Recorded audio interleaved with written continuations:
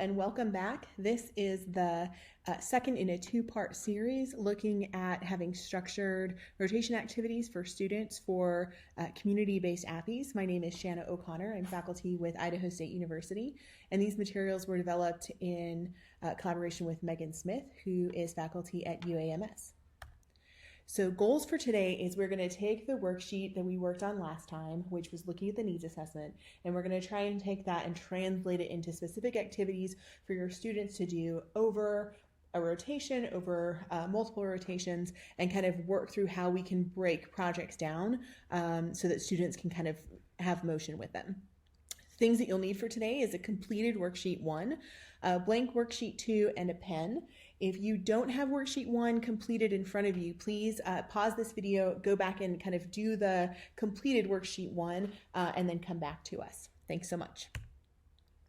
Okay, so the first thing that we're going to do is look through our worksheet 1 and take maybe 4 minutes, 5 minutes. We're going to pause the video, and what I'm asking you to do is review everything that you had in your needs assessment and find your top priority areas. What are the things that will most benefit your pharmacy and kind of drive the practice forward for your pharmacy? So you could have a list of 10, it could be a list of 2, but our goal is to take a minute and go through and kind of prioritize what areas you would like to see make progress in your pharmacy. So pause the video and we'll come back.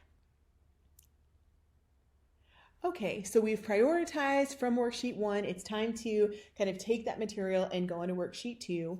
The goal and vision for worksheet 1 is that you can kind of keep it on your either vision board or a pin board so that when you are looking for new projects for students to participate in, it's a quick reference for you to say, ooh, this is something that we want to get some movement on, and let's work through this process that we're going to do today and have students help contribute to that process. But for today, what we're going to do is just work on the prioritized areas that you have, and we're going to jot those down at the top of worksheet 2. Right here. So where it says Roman numeral 1, top areas from worksheet 1, and we're thinking again broadly for this year. Now, worksheet 2 is something that we're going to hand to a student. The student's going to be working off of it as kind of their roadmap, if you will, for this particular rotation. And I like the idea of having the top areas globally that the pharmacy is going to be working towards, because it lets the student know, 1, they are contributing to kind of greater progress as a whole, and 2, they can see if they've worked through their priority areas or their progress, there's other kinds of exciting projects that could potentially be out there. I think it's also motivating as a preceptor, because if I say, okay, these are my top 5 areas that I want to work towards, I can then say, okay, the top 2 that I want student A to work on, I'm going to be working on focusing on those worksheets now, but then I know what my next steps are going to be for the next time I need to fill out this worksheet. So I kind of like having them as a vision for what we're working towards. So go on and take your top areas from worksheet 1 and put them onto worksheet 2. And when you're done there, the next thing that we want to be thinking through is how we want to break down activities and how we want to give them to students so that we have sustainable growth or implementation of services in our community pharmacy. What we don't want to do is have students have a very cool project that they're really excited for, but that doesn't really change practice or isn't sustainable long term, okay? So things to think about are, in terms of the scope of the projects that we're giving to students, I've given you 2 example student calendars. So if the months that our pharmacy has a student are in orange, let's take a look just at this top calendar right here. If we've got students for most months out of the year, with only occasionally there being a break, realistically, we could have a big project broken down into chunks that each student for a block works on progressing that entire project forward. And I'm going to walk us through an example of this so you can kind of get a sense of what I mean. We're also going to walk through an example of a block where if you only have a couple students and they're scattered, it may not work to rely on students to move an entire program forward. And so we need to know kind of where our students are in terms of logistics for our pharmacy. The other piece that we want to be thinking through is in our gray blocks. So when we don't have student pharmacists, is it something that we could have a student pharmacist get a project started and then hand off to a specific individual within the pharmacy so that that project is maintained? Do we have people within the pharmacy who can maybe maintain projects in the intermediate? You're going to know the staffing parameters and kind of opportunities for your pharmacies more than anybody else. And so you'll know if we need to have kind of self-contained projects, if we could have student-driven and then a staff-driven, or if you need to kind of fall somewhere in between. So I'm going to walk through an example using point of care testing, not because point of care testing is what everyone should do, but it's a tangible concept that most people are familiar with. I recognize that all states don't permit point of care testing independently in community pharmacies. And so by no means, please don't think that this is everybody needs to do point of care testing. It's really just to give juxtaposition depending on if you're kind of the top version for community pharmacy or the bottom version, how you might approach rolling out brand new service of point of care testing in your pharmacy. So we're going to get started with that. Okay, so in this example, we've got a pharmacy that does not offer point of care testing, but they want to launch in a big way. So the pharmacy wants to launch, say, 6 point of care tests at the same time. They've got continuous students, so a student every single block. And so what I've outlined is potential activities that we can use the student to help drive real change in the pharmacy, have specific deliverables while still striving towards a specific goal. So in this example, the May student is tasked with creating the CLIA waiver application and filing it, reviewing all the available tests and creating an assessment to present to either the preceptor or the pharmacy owner for different opportunities for point of care testing, and then draft an outline or draft the initial version of patient intake forms. In June, we have the student who's tasked with following up on the CLIA waiver, making sure those pieces are in place. They're going to order the actual test, and they're going to create standard operating procedures for the tests. And they're going to finalize the patient intake forms that were started. So you can see May kind of starts the ball rolling in a lot of different areas. June picks it up and kind of carries it on and passes off to July. So in July, we're getting really close to launch. The student is going to do OSHA training updates for all staff. They're going to pilot the testing protocols that were created in June. They're going to create a training manual and all the patient education forms. And then in August, we're going to have the official launch of testing. So if there's anything that needs to get revised, we're going to revise it, but we're officially going to launch in August. We're going to have marketing materials that are being pushed out and designed by the August student, and the student's going to make any revisions that are needed to the patient education forms that were created a month previously. Lastly, in September, the student is stepping away from point of care testing and really making sure that the staff is doing the point of care testing kind of as part of workflow. They're doing quality assurance checks to make sure that there's if there's any tweaks that are needed, and maybe they're creating in-office marketing for physician groups. You can see how this is going from non-existent to creating a service. If you had different mechanisms for what you would have students do or different things that I've not included, that's completely fine. This is just an example. But the idea is that you've got continuous work with a drive for students, with ultimately the goal being in September, the student is pulling away and having the staff who are there on a day-to-day basis take over whatever the project is, and the student is kind of separated from the service so that when we don't have students, the service is maintained. So again, that's the example for how you could potentially pass off from a student from month to month when you have students on a regular basis. When we don't have students for a regular basis, we might have a different approach. And this is, again, just an example using point of care testing. So without continuous students, we might have a smaller scope. We might have to have our goal test identified. So in this example, let's say we want to use A1C testing. We also might want to have our CLIA waiver in place. So we've kind of done some of the groundwork for students, and now we're saying, okay, start with A1C testing. Our goal is by the end of your block, we want to have an A1C testing service in place. So we're just saying it's the student in July, that's completely arbitrary. But in week 1, the student is going to explore all the test options specifically for A1C. So not as broad as maybe we had it in the last example, but targeted for this is the specific test that I want you to be looking at, A1C. Maybe they draft the patient intake form and they decide on which device to use for A1C, and they go ahead and get that ordered. The test should be in the pharmacy in week 2. So the pharmacy student can revise patient intake forms, create the standard operating procedures for the test, create and design patient education forms, as well as schedule and figure out how is it going to work for staff to get onboarded so that staff are the people who are driving this.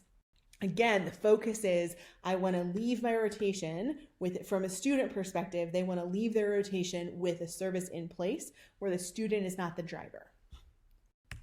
So week 3, we're going to launch the service so the student is still there for a week, at least in a 4-week rotation. The student is still there to kind of help support the service if it needs it, but the launch of the service happens before the student leaves. And so I'm shooting for week 3 of the service launch. That's when our staff training is going to be delivered by the student, and marketing materials are launched and created and launched kind of in the pharmacy and outside the pharmacy. Lastly, in week 4, the staff are all trained and the staff are independently delivering. The student is observing the workflow. So depending on how complex your topic is, you might even be able to back the launch of the service up to the beginning of week 3. So you've got more time for your staff to get acclimated.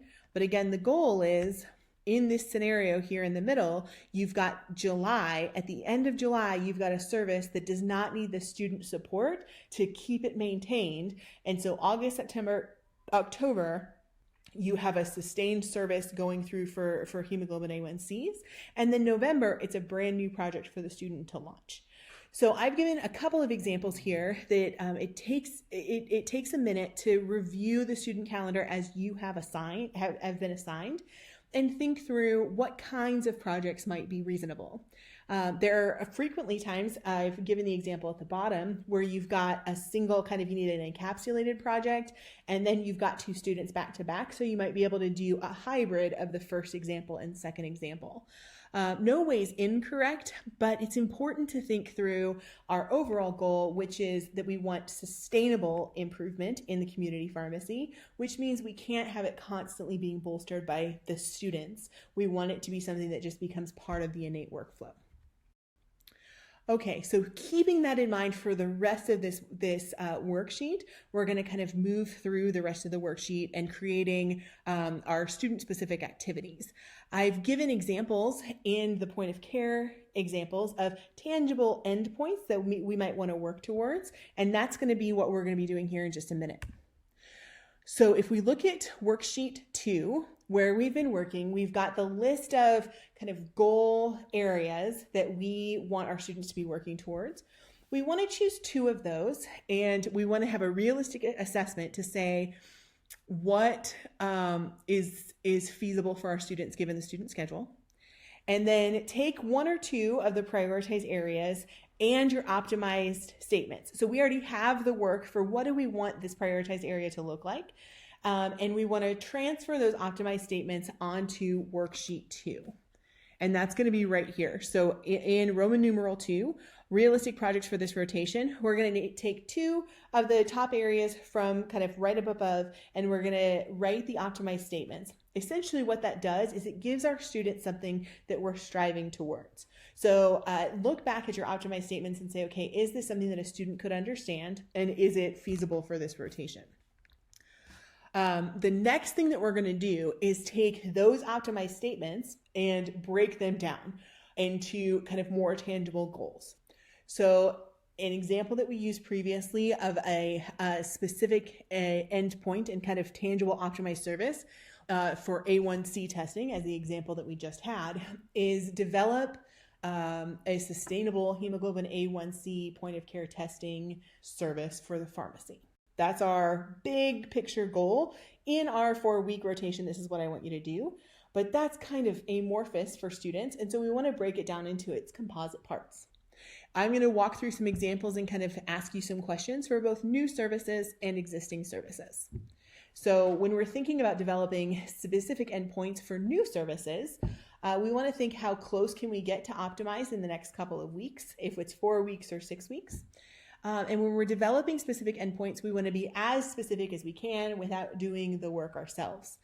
So the goal is to have a tangible, concrete endpoint that students are going to be working towards, and we're going to tie those in a minute to deadlines so that students can kind of work as autonomously or independently as possible. The endpoints can be broad or specific depending on the nature of the project. So when I've got a very specific project, I know that I could probably have very specific endpoints. If I don't really know about point of care testing at all, my end outcome for point of care testing may be propose 6 opportunities for point of care testing that would work in our pharmacy. And so my specific objectives that the student might be striving towards would be things like research the area, propose a new workflow, give me a summary of all of the point of care testing devices that are available. More specific would be, I need a template for this particular patient education for this service. So again, it's taking your entire big optimized endpoint and trying to break it down in its sub-points based on what is feasible. So another example that I'll give is pharmacogenomics testing. There's a lot that goes into pharmacogenomics testing, and so your outcome for that may be, tell me if this would work for our pharmacy or not, and these are the pieces that are going to help inform you. For existing services or broad areas, we're starting from the point of why is the service or area not optimized currently? So we know what it looks like, but to help us get from where we are to optimize, we need to be asking what is standing in the way of optimization.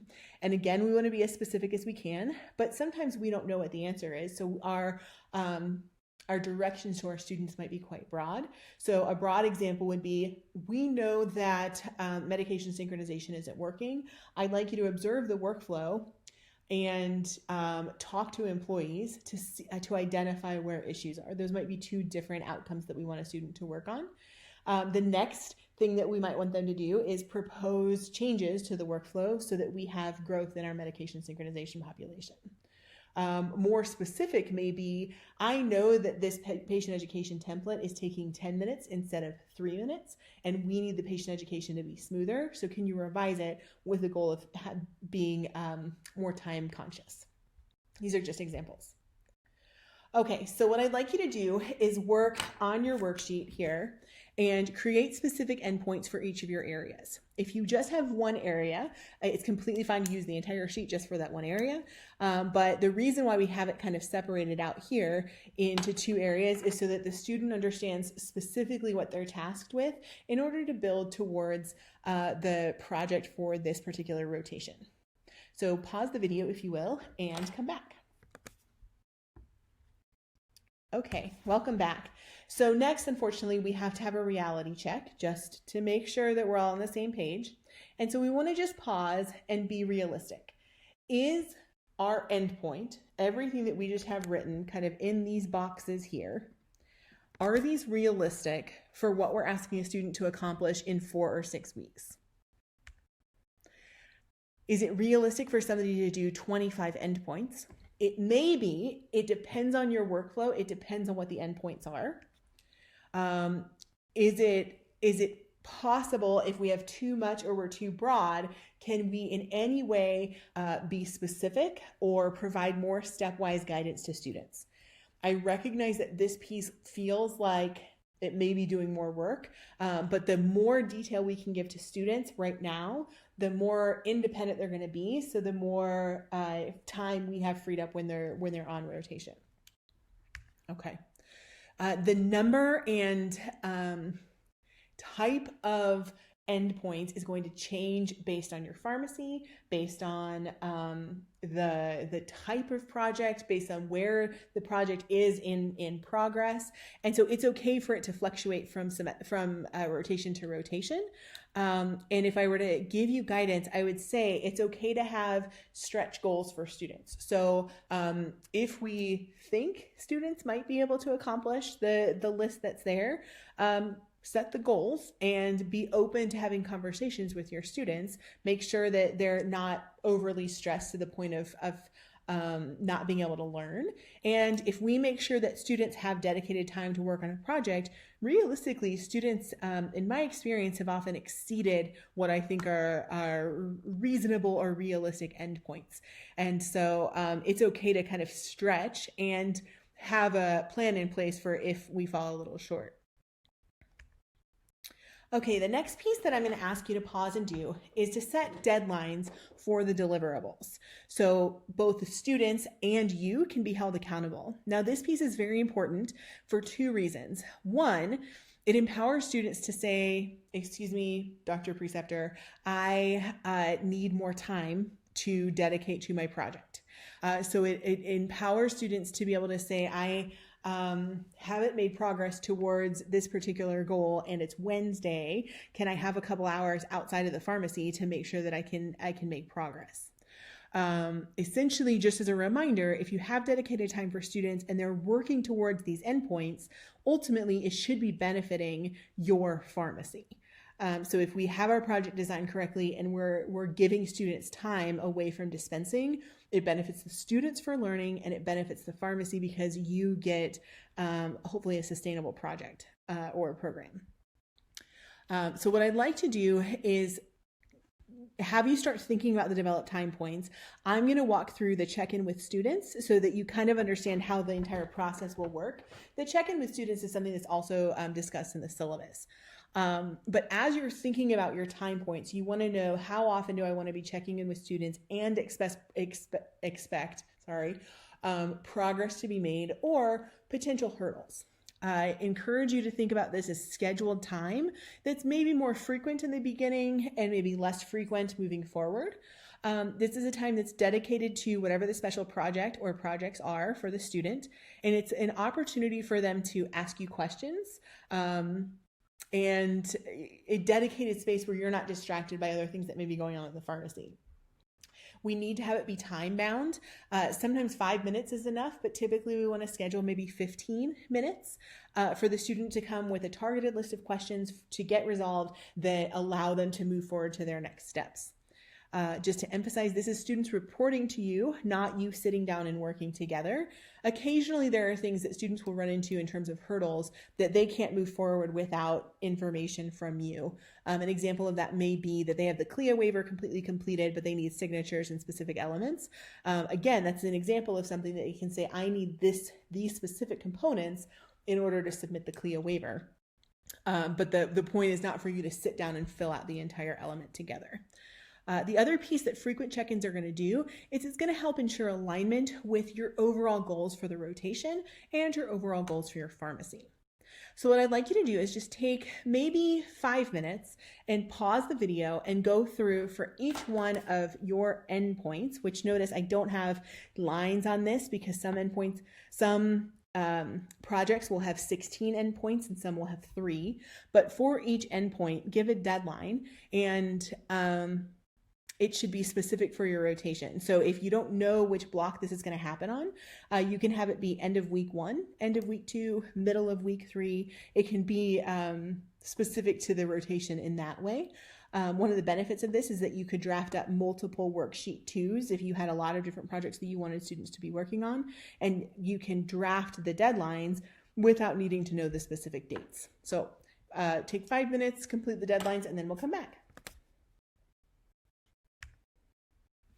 Okay, welcome back. The last section is talking through how do we want to take this wonderful worksheet that we've got completed that has our overall goals, our specific projects for this rotation, the endpoints along with deadlines for each one of those projects. How do we want to translate that into the syllabus? So in your syllabus, you can do one of two things. You can outline your projects directly in the syllabus and update your syllabus with each new student. Or you can reference worksheet 2 in your required projects and then just have worksheet 2 as an appendix, which is completely fine. The biggest thing is it's encouraged to have worksheet 2 completed before you're handing it to a student, but there are some preceptors who have found that completing worksheet 2 with their student has been valuable. You do want to define the check-in times that we just talked about on the student calendar. So if you have an electronic calendar, I would have it set so that it dings on your phone. If you have just a printed calendar, you do want to have them penciled in. You can change them, you can add or subtract them, but it is important to have those check-in times so that a student is able to know, I know I'm talking to my preceptor about this tomorrow. I'm going to come prepared for that meeting. Again, you want to define the deadlines for deliverables. You can use broad language in your syllabus to say you must adhere to the deadlines as set forth in the worksheet 2. And that's clear enough, but you do need the deadlines somewhere so students understand what specifically they're going to be held accountable for on what timeline. The last piece is remember to schedule time for both formal and informal feedback. One of the beautiful things is that you can have informal feedback and formal feedback at the project check-in times. Using things and techniques that we have in other resources like feedback sandwiches or targeting specific things that you appreciate the student is doing and the specific ways you'd like them to improve, using methods like gems and stones. There's a lot of different opportunities for formal and informal feedback, but make sure that those are scheduled kind of in your syllabus. So in closing and wrap up, this activity, you could sit down and do 3 or 4 of these worksheets at once and then kind of pass them to students as they come through. You could have it be the last week before your student comes in. It could be sort of a ritual in terms of preparing for students to come in. Next steps are integrating this material into your syllabus and getting excited to welcome your student. Thank you so much for your participation and time. I look forward to talking to you soon.